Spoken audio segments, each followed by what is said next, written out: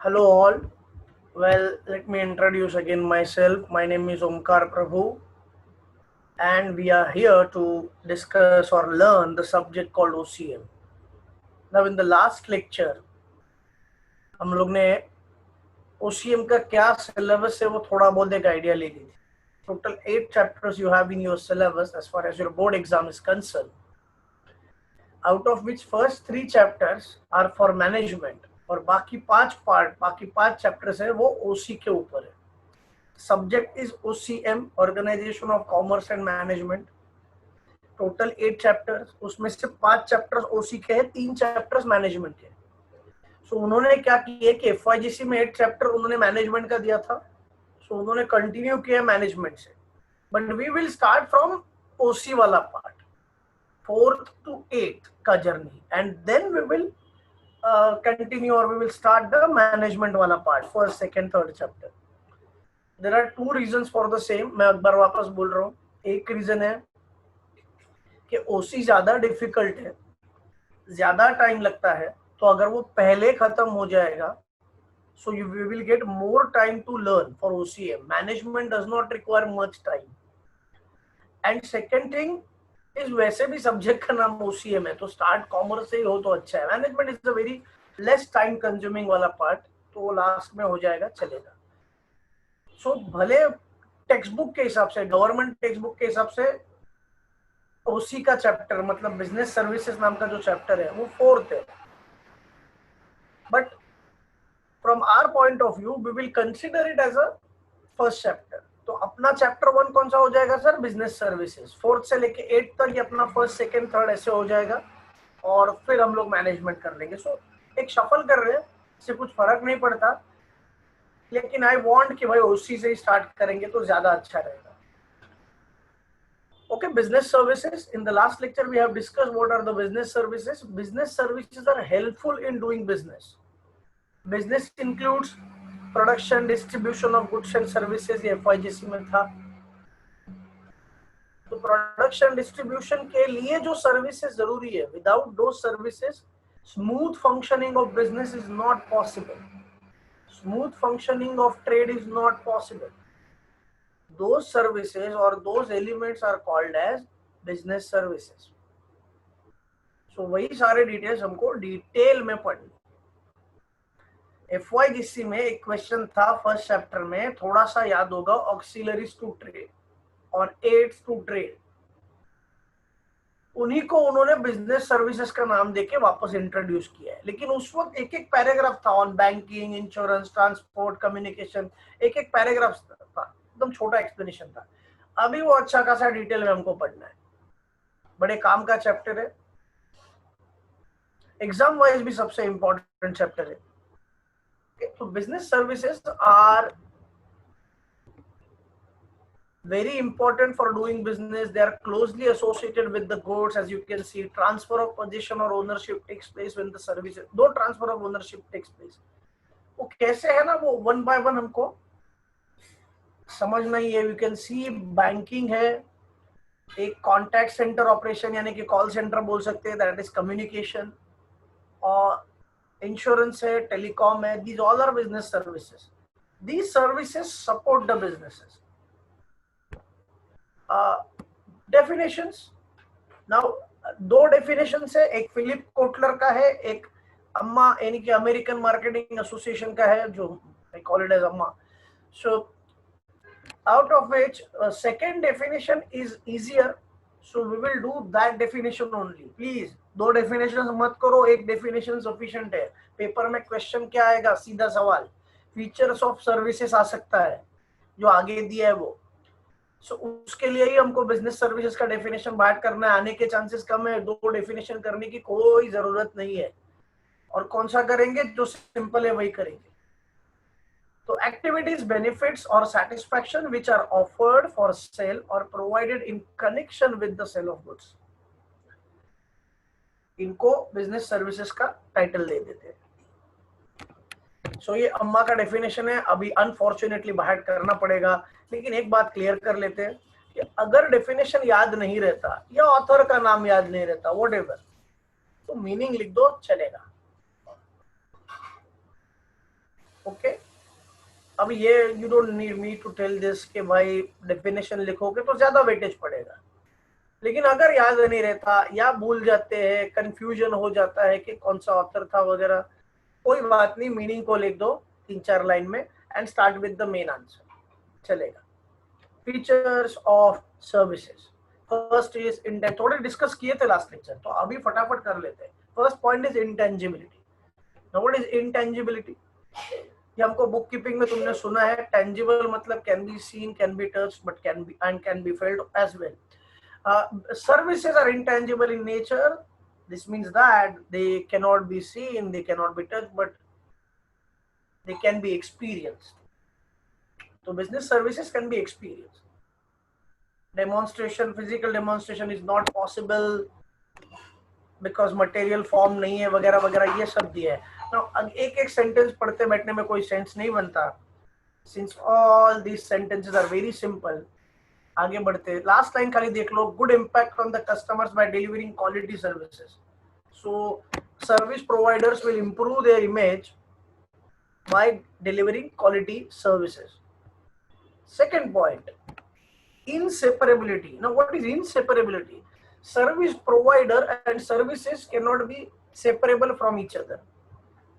Say for example, I am delivering services to you, I am delivering lecture to you. Without me, services is delivery of services is not possible. In case of goods, already manufactured goods, कोई भी deliver करे doesn't make any difference. So for delivery, no specific person is required. दूसरा person भी चलेगा, कोई भी चल जाएगा. Whereas in the case of services, delivery of services, service provider जो होना है वही होना चाहिए, मतलब वो अलग नहीं हो सकते. Say for example, services and the service provider cannot be separated. First sentence. The presence of service provider is there at the time of delivering the services to customers.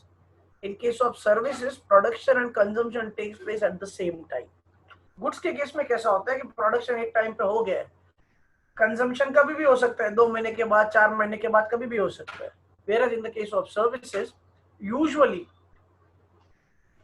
production and consumption, that is utilization, takes place at the same time. So inseparable हो गया. Third point, inconsistency. तो वो second को ही उन्होंने link करके दिया. थोड़ा बात कर लेते, वहां पे देखो third line is very important, cannot be stored, cannot be stored. Third sentence is, third line is very important, बाकी कुछ है नहीं उसमें दम. क्या वो बता दो. Goods are easy to store, goods can be stored, services can not be stored. Storage कैसे होगा सर्विसेज में? तो stocking is not possible. Immediately हो जाता है. I deliver services, you consume services. Suppose Ola book कर ली, तो ओला की सर्विसेज उसने प्रोवाइड की है और साइमल्टेनियसली तुमने वो सर्विसेज एंजॉय की है. ऐसे नहीं हो सकता कि मैं स्टोर करके रखता और तुम बाद में यूटिलाइज कर लेना. No, that is not possible. तो I repeat again, provision of services and consumption of services take place at the same time. Fourth point, sorry, fifth point. So perishable मतलब short life, immediately खत्म हो जाते हैं. Fifth point, non transferability. Goods के case में ownership transfer होता है from seller to buyer. Services के केस में कोई ओनरशिप ट्रांसफर नहीं होगा from seller to buyer. Again same example ओला का. If you purchase a car, suppose थोड़ा चेंज कर लेते एग्जांपल. अगर कार परचेज की तो ओनरशिप ट्रांसफर हो जाता है.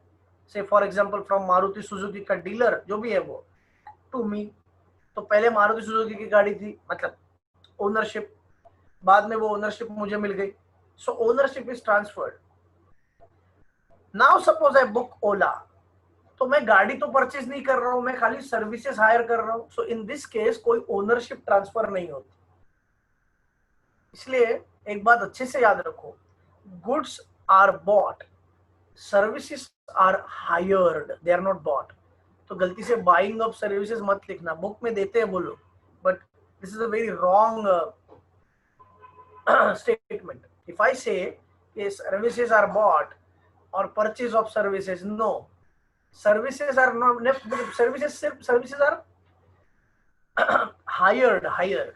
Okay, सो सर्विसेज के केस में बायर नहीं होगा, हायरर होगा, एंड सर्विस प्रोवाइडर, प्रोड्यूसर नहीं, सर्विस प्रोवाइडर एंड हायरर, और कस्टमर भी यूज करोगे वर्ड तो चलेगा। So they are non transferable. यहाँ पे एक वर्ड सजेस्ट करना चाहता हूं मैं, टाइटल भी लिख सकते हो तुम लोग, दैट इज ऑप्शनल है। Title means what? Title means ownership, that is just to polish your answer. नहीं लिखोगे तो कुछ रॉन्ग नहीं देने वाले, बिकॉज उन्होंने भी नहीं दिया है। बट इंस्टेड ऑफ ओनरशिप एक अल्टरनेटिव टर्म भी है कि transfer of title, which means ownership. Now customer can book hotel room, but the ownership of room remains with the hotelier, so वो सिर्फ सर्विसेज मिलेगी। 6 point, consumer participation.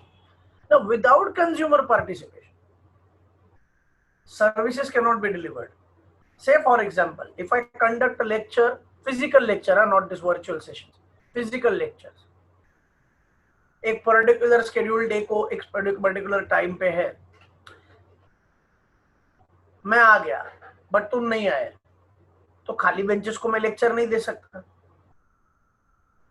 और मुंबई दर्शन के लिए बस बुक कर ली, कंज्यूमर से, कस्टमर से या पैसेंजर से पैसा ले लिया, पैसेंजर आया ही नहीं उस दिन पे, तो खाली बस तो लेके नहीं जा सकता। So consumer participation is very important in order to deliver the services और इन ऑर्डर टू अफोर्ड और प्रोवाइडिंग सर्विसेज। क्लियर है? So consumers presence is very important. So these are the 6 points, very simple question it is. एक बार फिर से फटाफट recap कर लेते हैं। First point, intangibility. Intangible means services cannot be seen, cannot be touched, but they can be experienced. Similarly, demonstration, physical demonstration is not possible in case of services. Inseparable, service provider and services cannot be separated because the production of services and consumption of services take place at the same time. Third point, inconsistency, which means services cannot be stored. Okay, like goods, that is sorry, inconsistency, my mistake. Inconsistency mein services are heterogeneous.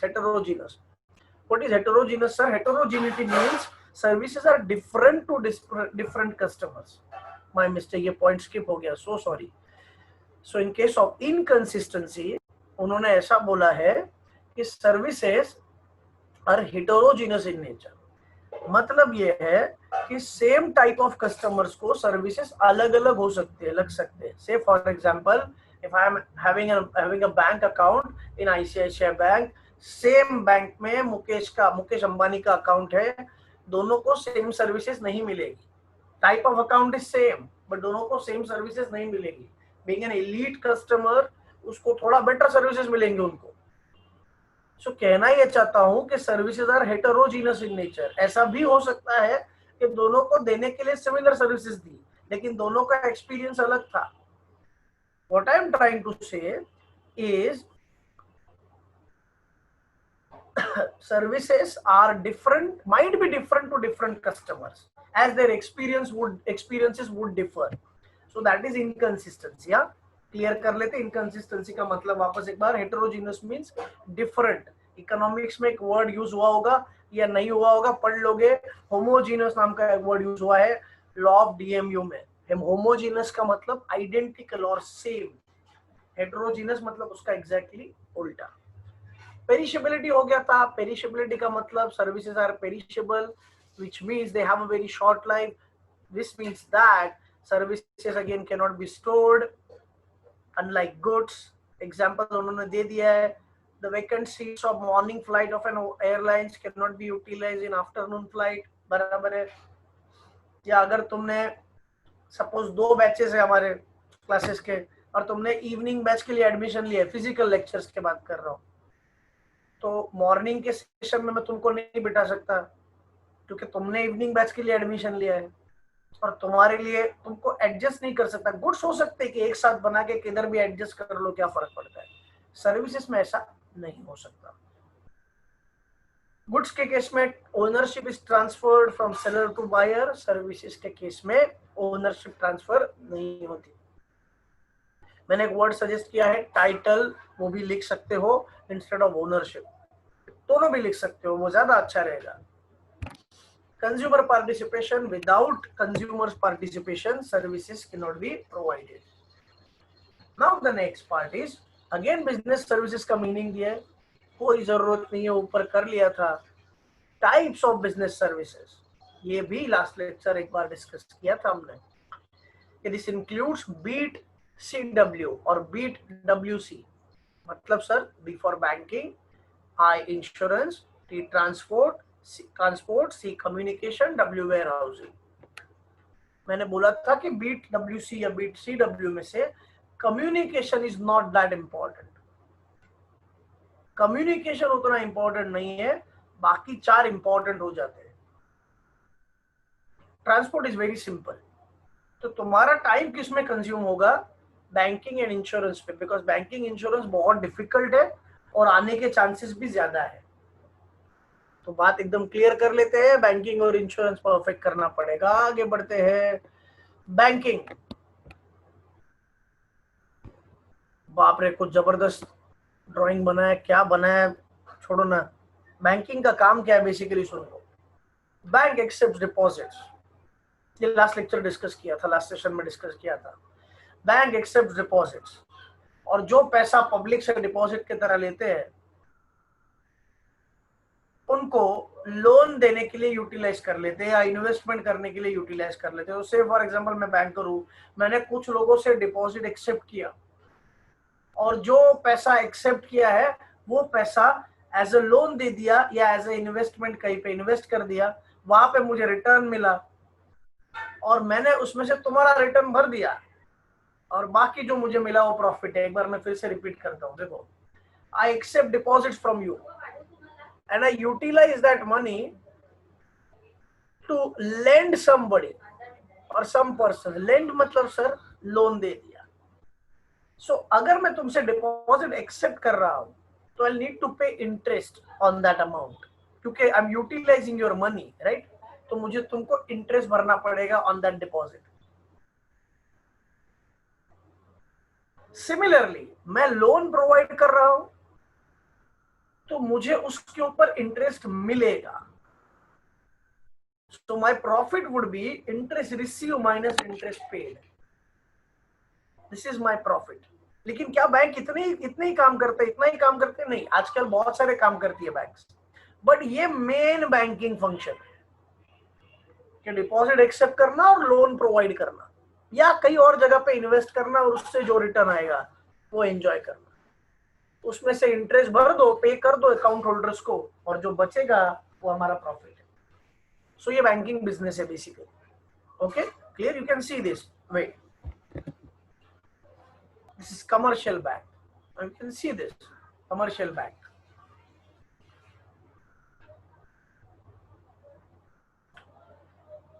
Centre bank दिया है. Individuals, organisations कुछ और हो सकती है, like NGOs, social work वाला institutes वगैरह, and businesses.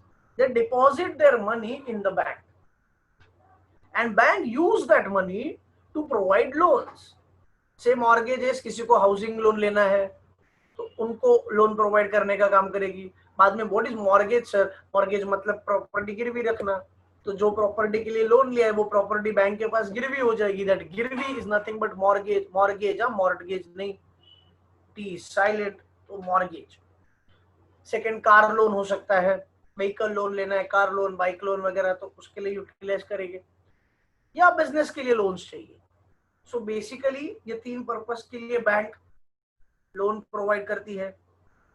Clear? Now very simple, ये जो कार लोन, मॉर्गेजेस वगैरह के ऊपर जो भी होगा वो इंटरेस्ट रिसीव करेगी बैंक. ठीक है? और इंडिविजुअल्स, ऑर्गेनाइजेशन और बिजनेस से जो पैसा डिपॉजिट किया है उसको कुछ रिटर्न देना पड़ेगा, इंटरेस्ट वगैरह, और जो डिफरेंस है वो बैंक का प्रॉफिट हो जाएगा. वही कमर्शियल बैंक्स, वही बैंकिंग फंक्शन है बेसिकली. यही है बैंकिंग फंक्शन. ओके, सो आगे बढ़ते हैं. Banking is done. बैंकिंग का मीनिंग बेसिक वर्ड्स में डन, लेकिन इससे काम नहीं बनेगा. मार्क्स चाहते हो तो ये भी करना पड़ेगा. आगे देख लो. The term bank comes from the French word banco, which means a bench. In earlier days, money lenders used to display coins of different currencies in big heaps or benches or tables for the purpose of lending. पैसा लेके बैठे थे, जिसको जरूरत है उसको दिया जाता था, वो बेंच के ऊपर से होता था, बेंचेस के ऊपर से, इसलिए वहां से वो वर्ड आया बैंको। बैंको मतलब फ्रेंच में बेंच हो गया, और उसके ऊपर वो बैंक वर्ड आ गया है। तो ये हमको लिखना पड़ेगा अनफॉर्चुनेटली, क्योंकि मार्क्स चाहिए तो ये सब लिखना पड़ता है। देन वेरी इंपॉर्टेंट, नहीं मीनिंग का फर्स्ट सेंटेंस करने की कोई जरूरत नहीं है, but definition is very important, ये करना ही पड़ेगा। डेफिनेशन ये पढ़ना ही पड़ेगा, बाहर करना है। इंडियन बैंकिंग रेगुलेशन एक्ट 1949 का definition, it is difficult to बाहर, बट फिर भी करना पड़ेगा, करना पड़ेगा। क्योंकि देखो, पेपर में बैंकिंग के ऊपर क्वेश्चन आना कंफर्म है, कुछ ना कुछ तो आएगा। सो उसमें कोई भी डेफिनेशन उनको पूछने हो तो कोई भी बैंक रिलेटेड क्वेश्चन आ जाए, भाई डेफिनेशन लिखो ही लिखो। देखो एफर्ट्स कब वेस्ट होते हैं, एफर्ट्स तब वेस्ट होते हैं जब हमने बहुत मेहनत से क्वेश्चन कर लेते हैं और वो पेपर में पूछते ही नहीं है, मतलब हमको लिखने का मौका ही नहीं मिलता, तो इतनी मेहनत जो की सर वेस्ट हो गई।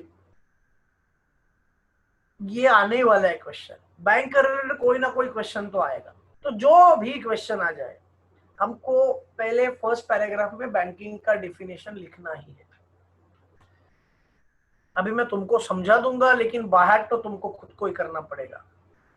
अच्छा, उन्होंने ऐसा दिया है कि बैंकिंग कंपनी का डेफिनेशन दिया है। Banking company means any company which transacts the banking business in India. तो बैंकिंग कंपनी का मीनिंग ऐसा बोला है कि जो बैंकिंग बिजनेस करती है इंडिया से, वो बैंकिंग कंपनी है। और आगे एक्सप्लेन किया what is banking. Banking has been defined as accepting for the purpose of lending or investment of deposits of money from public, जो मैंने बोला था। रीपेबल ऑन डिमांड, रीपेबल मतलब सर जो पैसा पब्लिक ने डिपॉजिट किया है, उस पैसे को कभी ना कभी तो रीपे करना पड़ेगा, पूरा का पूरा। तो ऐसा हो सकता है कि किसी को ऑन डिमांड रीपे का मतलब ऐसा हो कि हमको अकाउंट भाई क्लोज करना है, कोई बंदा आ जाए, क्लाइंट कस्टमर, और मेरे पास आ जाए, मैं बैंक करूं और बोले हमको अकाउंट क्लोज करना है, तो जितना भी पैसा हमने रखा था अब हमको वापस दे दो, तो मुझे वो रीपे करना पड़ेगा, तो रीपेबल ऑन डिमांड उसको बोलेंगे। और अदरवाइज मतलब कभी कभार विदाउट डिमांड भी वापस करना पड़ता है। समझे नहीं सर? मैं बताता हूँ। एफडी सुना है? FD fix deposit. Fix deposit में क्या होता है? Also known as term deposit. उसमें ऐसा होता है कि 1 साल का एफडी लिया या 2 साल का एफडी लिया, तो 2 साल पूरे हो गए, तो उसके बाद सामने वाला बंदा डिमांड करे या ना करे, तुमको वो पैसा रीपे करना ही पड़ता है, तो वो अदरवाइज में आएगा। And withdrawable by cheque. Withdraw मतलब पूरा अमाउंट नहीं होता, यूजुअली थोड़ा अमाउंट विड्रॉ करना है तो बाय चेक से विड्रॉ कर सकता है कोई कस्टमर, या ड्राफ्ट यानी कि डिमांड ड्राफ्ट होता है, क्या वो डिटेल में बाद में देखेंगे। डिमांड ड्राफ्ट, ऑर्डर एक ही हो गया, बैंक ड्राफ्ट, डिमांड ड्राफ्ट वगैरह, या विड्रॉल स्लिप, और भी तरीके हैं। और अदरवाइज मतलब डेबिट कार्ड से भी विड्रॉ कर सकते हो, और भी बहुत सारे तरीके हो सकते हैं। तो दो तीन चीजों में डिवाइड होता है ये डेफिनेशन। पहली बात है, बैंकिंग कंपनी का डेफिनेशन लिखना है तुमको। बैंकिंग कंपनी मतलब ऐसी कंपनी जो बैंकिंग बिजनेस करती है। And what is banking business sir? Accepting for the purpose of lending और इन्वेस्टमेंट। ठीक है? Of deposits from public, which is या तो रीपे होगा या तो विड्रॉ होगा। रीपेबल ऑन डिमांड होगा या अदरवाइज। विड्रॉ बाय चेक से होगा, ड्राफ्ट से होगा, ऑर्डर से होगा, या अदरवाइज। अब ये डेफिनेशन बाहर करना पड़ेगा। डेफिनेशन का एक्ट भी याद रखना पड़ेगा, इंडियन बैंकिंग रेगुलेशंस एक्ट 1949, तो मार्क्स मिलेंगे। बिलीव मी, कोई ना कोई क्वेश्चन आने वाला है, तो एफर्ट्स वेस्ट नहीं जाने वाले। हाँ, ऐसा हो सकता है कि वो बिजनेस सर्विसेज का डेफिनेशन था ना, वो शायद आने के चांसेस कम है, मतलब फीचर्स। पर ये डेफिनेशन भले टाइम कंज्यूमिंग है, थोड़ा मगजमारी है, लेकिन वर्थ है। वो ये डेफिनेशन बिल्कुल करना। और वो तो ऑप्शन होता ही है कि अगर एंड मोमेंट पे मेमोरी बेवफा निकले, धोखा दे दे मेमोरी, तो भाई मीनिंग तो पता होगा ही, तो मीनिंग को ले। types of banks. I'll give you a code word or mnemonic. CCD CS rise. ये समझा नहीं सर, ये क्या है? जो टाइप्स दिए हैं, जो टाइप्स ऑफ बैंक्स दिया है, उसी को एक कोड वर्ड में कन्वर्ट कर सकते हैं. That code word can be CCD CS rise. Just to understand. नहीं जबरदस्ती हमको नहीं करना है सर, हमको ऐसे ही पढ़ना है, चलेगा, but it is advisable. So what's the reason for that? देखो 9 पॉइंट्स है, इतना लेंदी क्वेश्चन है, तो ये और उसमें सब हेडिंग्स भी है कुछ जगह पे. So total headings if we consider, total headings would be 18. नहीं समझा सर? देखो सेंट्रल बैंक है, कमर्शियल बैंक में 3 सब टाइप्स है, public sector, private sector and foreign. Cooperative banks में भी 3 सब टाइप्स है, primary sector, district and state. Then specialised banks है, स्पेशलाइज्ड बैंक में भी 3 सब टाइप्स है, एक्सिम, सिडबी एंड नाबार्ड. समझ रहे हो मैं क्या बोल रहा हूँ? तो ये टोटल अगर हेडिंग्स कंसीडर करेंगे ना, हेडिंग्स प्लस सब हेडिंग्स, सो 18 हो जाएंगे. तो सर ये तो बहुत लंबा हो जाएगा. हाँ बराबर है, तो एक्सप्लेनेशन कट करो चलेगा, लेकिन सारे के सारे हेडिंग्स एंड सब हेडिंग्स आने ही चाहिए.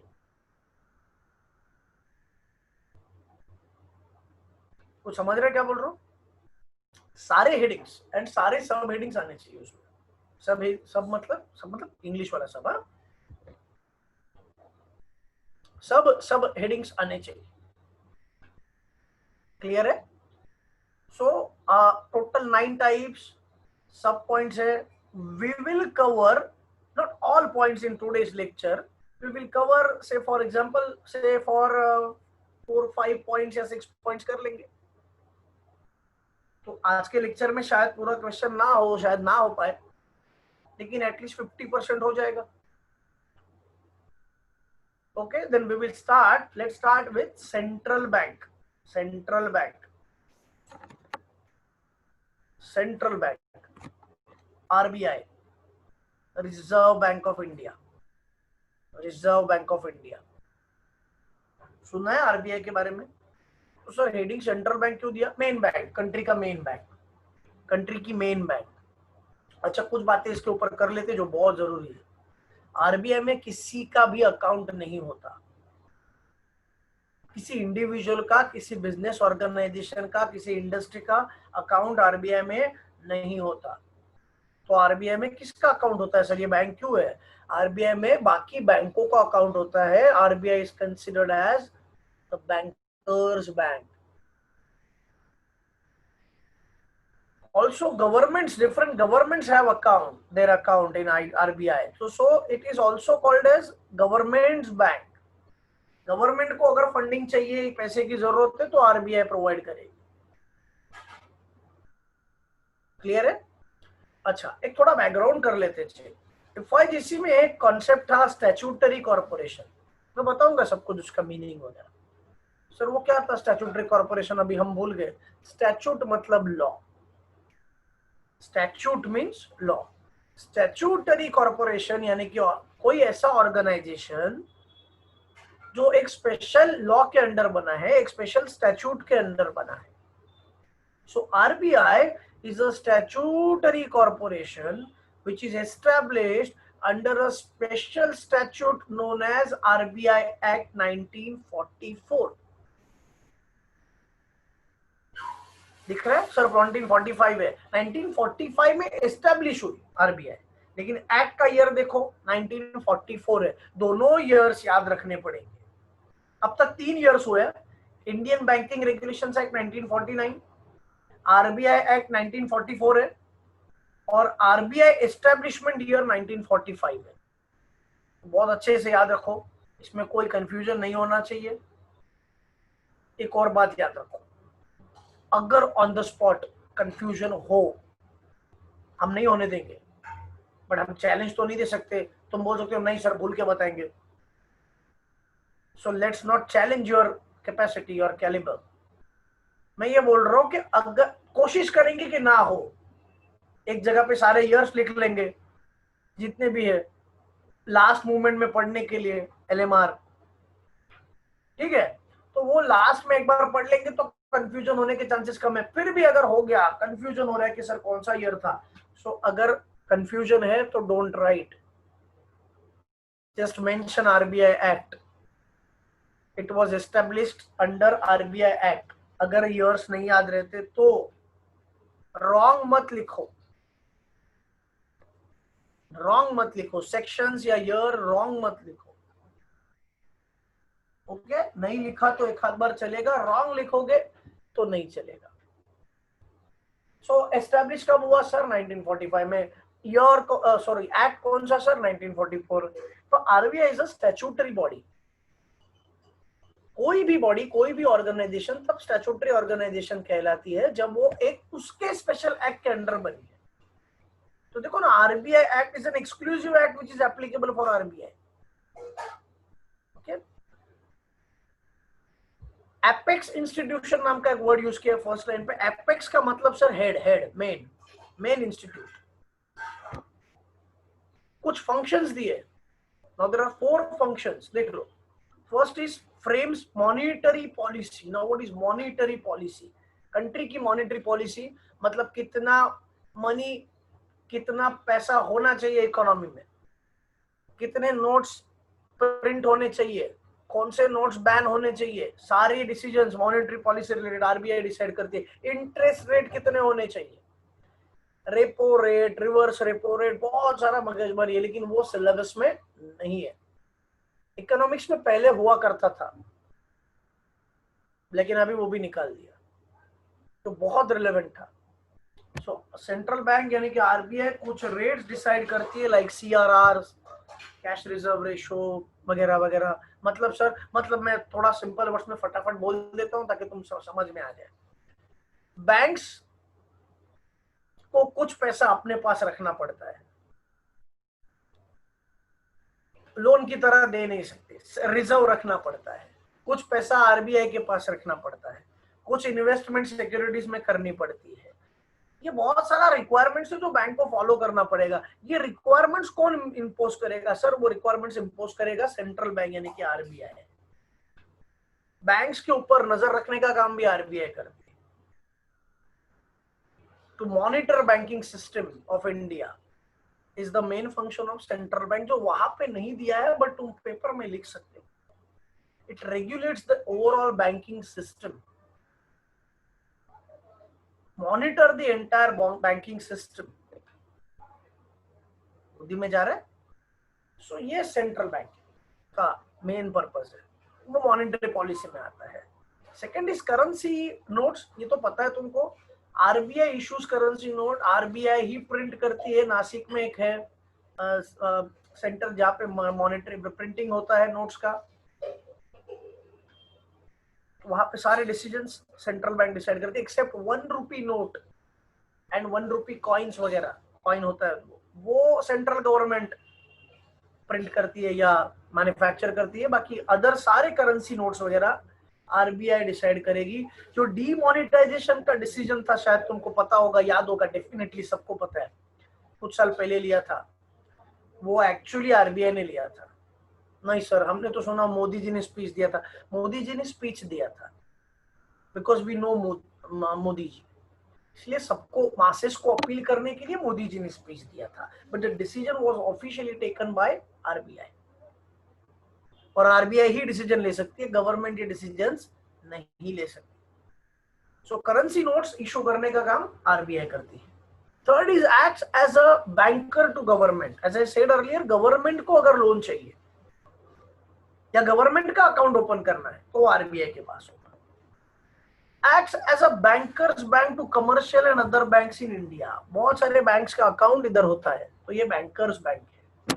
सो दीज 4 फंक्शंस डिटेल में नहीं है तुमको आरबीआई, इसलिए हम जाते भी नहीं है, क्योंकि सिर्फ आरबीआई के ऊपर 2-3 लेक्चर्स हो जाएगी, तो इतना कुछ जानने की जरूरत नहीं है। फिर भी मैं वापस एक बार बोल देता हूँ, it is considered a banker's bank. सारे बैंकों का अकाउंट आरबीआई में होता है, गवर्नमेंट का अकाउंट आरबीआई में होता है। गवर्नमेंट को पैसे की जरूरत पड़े, सेंट्रल गवर्नमेंट या स्टेट गवर्नमेंट्स को, तो RBI provides finances.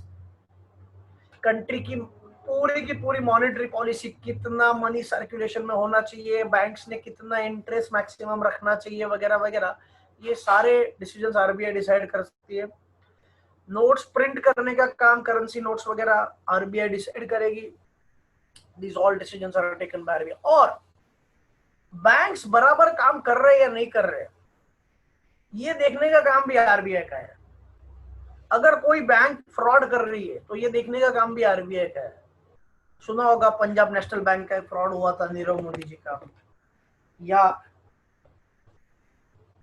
Sorry Punjab National bank का फ्रॉड सुना होगा, नीरव मोदी या नरेंद्र मोदी जी ने, उन्होंने फ्रॉड किया था। तो बैंक्स के ऊपर कुछ रेस्ट्रिक्शन आ गए थे। कुछ बैंक्स, पीएमसी सुना होगा, PMC bank, Punjab and Maharashtra bank, cooperative bank थी जो बंद हो गई। अब ये बंद कैसे होते पता है, ये आरबीआई रेस्ट्रिक्शन डाल देती है। यस बैंक के ऊपर कुछ रेस्ट्रिक्शन आ गए थे रिसेंटली, वेरी रिसेंट इंसिडेंट है ये भी आरबीआई ने लाए थे। तो अगर कोई बैंक्स रूल्स बराबर फॉलो नहीं करती जो करने चाहिए, तो आरबीआई डिसिप्लिनरी एक्शन भी ले सकती है on those banks. In short, country के पूरे इकोनॉमिक या बैंकिंग सिस्टम को आरबीआई कंट्रोल करती है, मॉनिटर करती है। जैसे शेयर मार्केट को, यानी कि स्टॉक एक्सचेंजेस को सुना होगा, Bombay stock exchange, national stock exchange वगैरह, इनको कंट्रोल करने के लिए एक बॉडी है SEBI, securities and exchange board of India. वैसे ही पूरे बैंकों को कंट्रोल करने के लिए एक बॉडी है RBI, reserve bank of India, जो कंट्री की सेंट्रल बैंक मानी जाएगी। So I think this much explanation is enough. तुमको इतना सब नहीं लिखना है, बट तुम लिख सकते हो कि it regulates the entire banking system, बिल्कुल। लेकिन एक बात, सीधी बात कर लेते हैं, तुमको क्वेश्चन आने का चांस है पूरा का पूरा आता है 10 मार्क्स के लिए। सो अगर पूरा क्वेश्चन आएगा 10 मार्क्स के लिए तो आरबीआई के ऊपर ज्यादा नहीं लिख सकते, क्योंकि टाइम नहीं मिलेगा अदरवाइज पेपर कंप्लीट होने। सो अकॉर्डिंगली प्रिपेयर करना। हाँ, अगर ऐसा आ जाए कि आरबीआई के ऊपर एक स्पेसिफिक क्वेश्चन आ गया फॉर 4 और 5 मार्क्स, देन तो भाई थोड़ा कुछ एक्स्ट्रा लिख सकते हैं अदर देन दिस जो गवर्नमेंट टेक्स्ट बुक में दिए। तो क्या लिख सकते हैं? So it regulates the entire banking system, it monitors all banks etcetera. बस। Second point, commercial bank. एक बार मैं वापस बोलता हूँ, आरबीआई में हम किसी का अकाउंट नहीं होता। आरबीआई ने, तुमने देखा होगा, बीकेसी में है आरबीआई का ऑफिस, लेकिन आरबीआई की ब्रांच नहीं देखी होगी। आईसीआईसीआई के ब्रांचेस बहुत सारे जगह पे देखिए सर, स्टेट बैंक के देखे होंगे, right, bank of India, axis bank etcetera. लेकिन तुमने आरबीआई की कभी ब्रांच नहीं देखी होगी, क्योंकि है ही नहीं।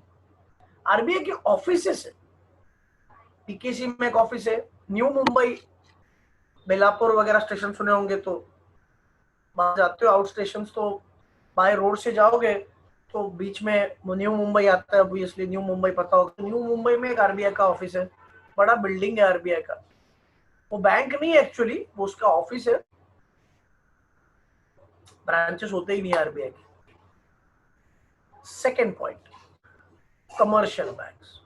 सो इफ यू रिमेंबर, मैंने अभी बोला था कुछ बैंक्स के बारे में सिस्टम, वो पूरा कमर्शियल बैंक का ही था। सी,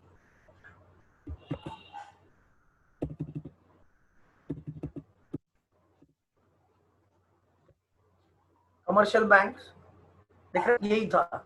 सो यही आपने बैंक्स में पढ़ा था। हाँ, तो यही है जो बैंक्स का काम है, वही कमर्शियल बैंक्स का काम है। RBI is an exclusive case, RBI exceptional case है।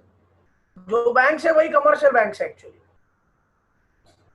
ठीक है। मतलब लोन देना, डिपॉजिट एक्सेप्ट करना, ये मेन काम कमर्शियल बैंक्स करते हैं।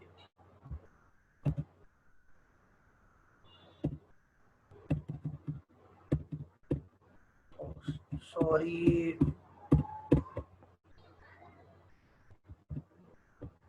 yes, commercial banks.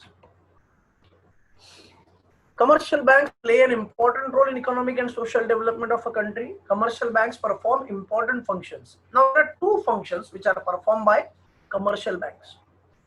दो functions है, एक primary और दूसरा सेकेंडरी, प्राइमरी फंक्शन और दूसरा सेकेंडरी फंक्शन। मतलब एक मेन काम और एक बाकी अदर फंक्शंस है। तो मेन फंक्शंस तो हमने ऑलरेडी डिस्कस कर लिए थे, वापस एक बार देखो सेकंड पैराग्राफ पे, accepting deposits and lending of money and secondary functions. Lending of money मतलब भाई सिंपल है, वापस एक बार बोल रहा हूँ, डिपॉजिट्स एक्सेप्ट करना और जो एक्सेप्ट किए डिपॉजिट्स उनको लेंड करना, मतलब लोन पे दे देना।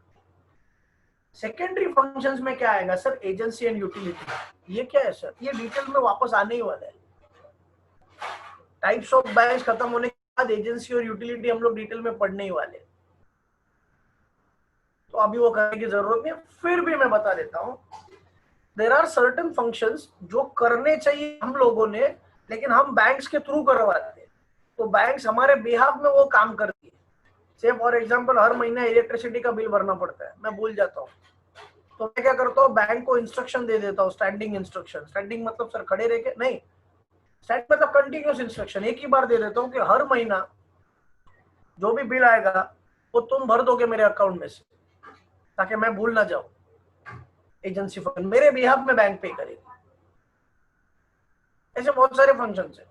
यूटिलिटी मतलब बेनिफिशियल फंक्शंस, उसमें आता है लॉकर फैसिलिटी, सुनूंगा, और कुछ फंक्शंस है जो करेंगे। ये नॉन इंपॉर्टेंट फंक्शंस है, ये अदर फंक्शंस है। बैंक्स का मेन काम ये नहीं है, बैंक्स का मेन काम है डिपॉजिट एक्सेप्ट करना और लोन देना। सो उनको प्राइमरी या बैंकिंग फंक्शंस बोलते हैं। Secondary functions are also known as non banking functions. We will discuss in the probably next lecture in detail। ABC points है, ये बहुत इंपॉर्टेंट पार्ट है कमर्शियल बैंक्स में। और ये मैंने बोला था ना कि सब पॉइंट्स आएंगे, तो दीज थ्री आर सब points: public sector, private sector and foreign banks. Now what is public sector banks? Very simple, very simple. The majority of the capital is held by government or they are controlled by government. Bank of India, State Bank of India, Union Bank, Punjab National Bank, etc. These all banks are public sector banks. Government bank बोल सकते हैं, government का ज्यादा stake holding है। Second is private sector bank, ICICI, axis, HDFC, ये private sector banks है, owned by group of private group of individual, जिसका government से कोई लेना देना नहीं है। Third is foreign banks. Foreign banks मतलब ऐसा बैंक जिसका हेड ऑफिस कहीं दूसरे कंट्री में है, जो रजिस्टर या इनकॉर्पोरेट किसी दूसरे कंट्री में हुई है, और जिसका ब्रांचेस, जिसकी ब्रांचेस इंडिया में, उसको हम लोग फॉरेन बैंक्स बोल सकते हैं। उन्होंने एग्जांपल दिए, सिटी बैंक यूएस में हेड ऑफिस है, HSBC Hong Kong Shanghai banking corporation, Hong Kong Shanghai banking corporation, एक हेडक्वार्टर, एक मेन हेड ऑफिस हांगकांग में है, एक शंघाई में है। हांगकांग पे इनडायरेक्टली चाइना का ही कंट्रोल है, शायद सुना होगा लेटेस्ट, उसके ऊपर ज्यादा बात नहीं करते, ये अपना टॉपिक नहीं है। And Standard Chartered banks, so these all US का ही है। तो these all banks are foreign sector banks, foreign banks जिनकी ब्रांचेस इंडिया में है, बट ओरिजिनली हेड ऑफिसेस उनके हेडक्वार्टर्स दूसरे कंट्रीज में है। सो ये तीन कमर्शियल बैंक्स है। एक सुन लो, कमर्शियल बैंक्स का main aim is to earn profit, they work on commercial basis.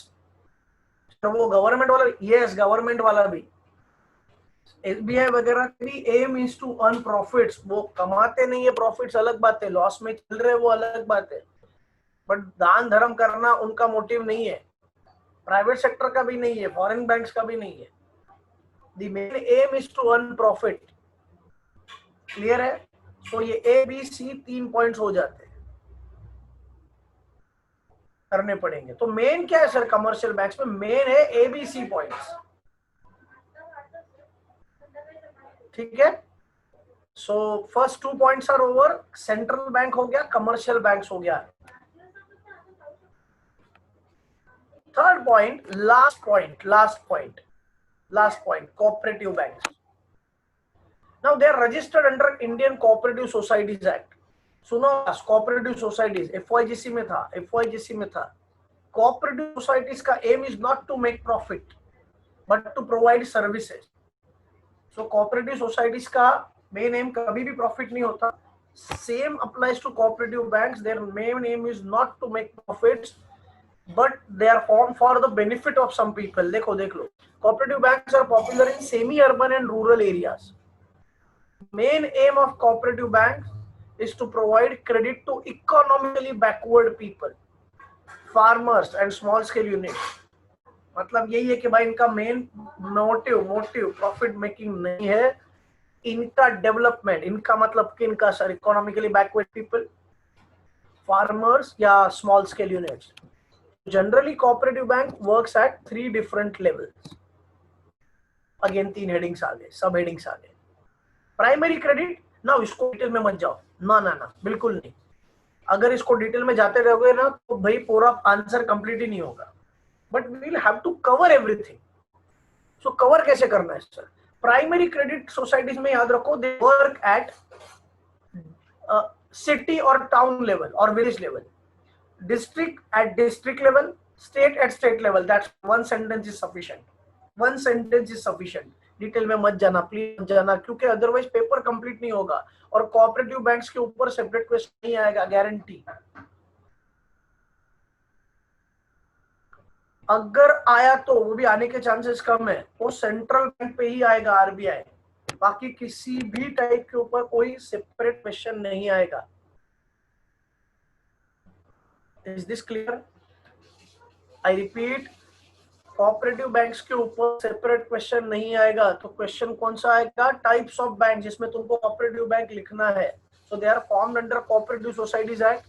Then straight away these 3 headings, primary credit, district, central and state cooperative. लिखना क्या है उसमें? वेरी सिंपल, एक एक line.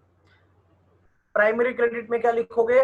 They work at city, town और village level, generally village level पे बस. District central में at district level and state cooperative में स्टेट लेवल, बस एक लाइन. ओके, सो ये सारे थे टाइप्स. अभी एक बार जो किया था उसको रिकैप कर लेते, बिकॉज़ बाकी का पार्ट नहीं आज के लेक्चर में होना मुश्किल है. So we will do is what we will do, हम लोग यहाँ पे कंक्लूड कर देते हैं. We will revise the session and we will complete the session. Okay, so कहाँ पे थे? Banks, sorry, business services. Business services are those services which are important for doing business.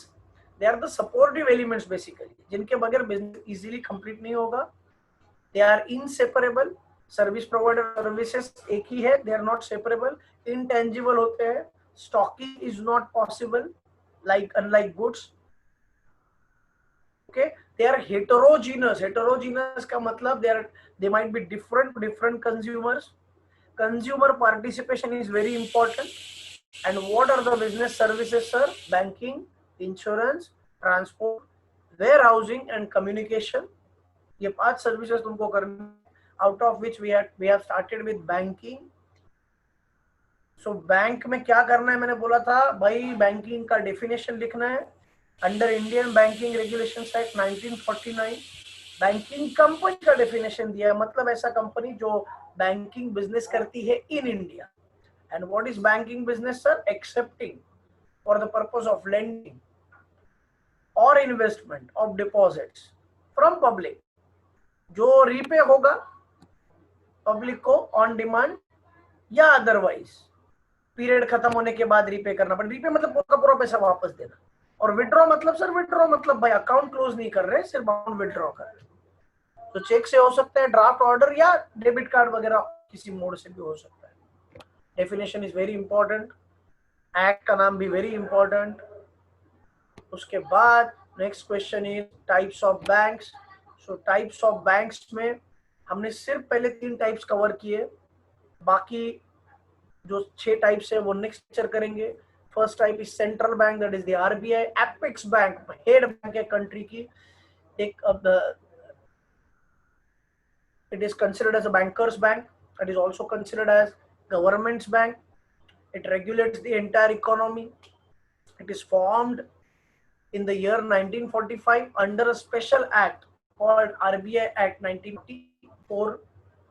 There are some functions जो करने पड़ेंगे. Monetary policy government की fix करती है RBI, country की मॉनिटरी पॉलिसी डिसाइड करती है आरबीआई, करेंसी नोट्स इशू करने का काम आरबीआई करती है। गवर्नमेंट को अगर पैसे की जरूरत है, लेंडिंग की जरूरत है, मनी की जरूरत है, तो भाई सेंट्रल बैंक प्रोवाइड करेगी। गवर्नमेंट्स का अकाउंट भी आरबीआई के पास होगा। And last but not the least, obviously governments, bankers bank, commercial banks और अदर बैंक्स का अकाउंट आरबीआई में होगा। मैंने एक एक्स्ट्रा लाइन बोला था, यू कैन राइट के RBI regulates the entire banking system. जैसे शेयर मार्केट को कंट्रोल करने के लिए SEBI is the body, securities and exchange board of India, वो भी एक स्टैट्यूटरी बॉडी है, सेबी एक्ट के अंडर बनी है, सेबी एक्ट 1992 में। जो शेयर मार्केट पे भाई कोई कंपनी रॉन्ग कुछ नहीं कर रही है, फ्रॉड कुछ नहीं कर रही है, देखने का काम सेबी का है। वैसे कोई बैंक फ्रॉड नहीं कर रही है वगैरह, ये देखने का काम सेंट्रल बैंक यानी कि आरबीआई का है। आरबीआई के पास किसी का भी अकाउंट नहीं होता, किसी इंडिविजुअल का, किसी बड़े कंपनी का अकाउंट नहीं होता, सिर्फ गवर्नमेंट और बाकी बैंक्स के अकाउंट होते हैं। Second point is commercial banks. RBI का aim is not to earn profit but for the economic development and to regulate the banking system. Commercial bank का aim is to earn profit by doing the functions जो हमने banking के definition में किए थे वही। But there are two categories of functions of banks, एक primary है, एक सेकेंडरी है। मतलब कमर्शियल बैंक्स के फंक्शंस होंगे, दो बातें होंगी, या तो प्राइमरी होगा या तो एक तो सेकेंडरी होगा। प्राइमरी फंक्शंस होगा तो दो बातें होंगी, डिपॉजिट एक्सेप्ट करना और लोन देना, लेंडिंग। सेकेंडरी होगा तो भी दो बातें होंगी, एक होगा एजेंसी फंक्शंस और दूसरा होगा यूटिलिटी फंक्शंस। वो क्या है सर, आपने बराबर बताया नहीं, बाद में लेक्चर में डिस्कस करने वाले हैं, क्योंकि ये क्वेश्चन खत्म होने के बाद types of functions of commercial bank तो आने ही वाला है। ओके, कमर्शियल बैंक्स में तीन के सब कैटेगरीज थे, एक पब्लिक सेक्टर था, एक प्राइवेट सेक्टर था, एक फॉरेन था।